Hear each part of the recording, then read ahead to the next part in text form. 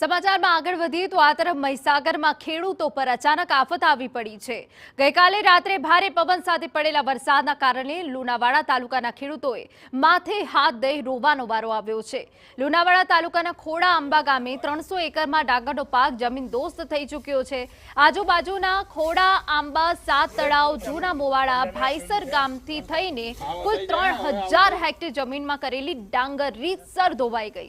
આ સ્થિતિમાં ખેડૂતોએ સરકાર પાસે નવેસરથી સર્વે કરી નુકસાન સહાયની માંગ કરી। અંદર જીવજંતુ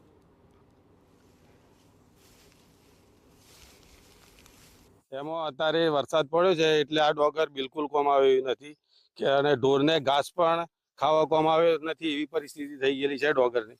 એટલે ખેડૂતોને આ પાકને ઉત્પાદન કરવા માટે એકરે 20,000 રૂપિયા જેવો ખર્ચો થાય છે, પરંતુ 20 તો કંઈ પણ 5,000 રૂપિયા બી મળવાના નથી।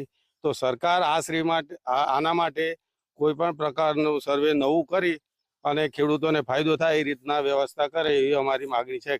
જો સરકાર વિચારે કે આ લોકોને કંઈક સારું મળી રહે અને ખેડૂત પાછો બીજી સિઝન કરે એવું સરકાર, અમે તો કહીએ ડ્રોનથી તમે સર્વે કરો, વ્યક્તિગત 1-2 ખેતરનું નહીં, આખું ડ્રોનથી સર્વે કરો। અહીં ખોડાઆંબા છે, નવા મુવાડા છે, જૂના મુવાડા છે, વાવિયાના મુવાડા છે, સોયણા છે, ભાયાસર છે, જૂના મુવાડા છે, સાત તલાવ છે, આ બધામાં 90% ખેતી ડોગરની જ છે।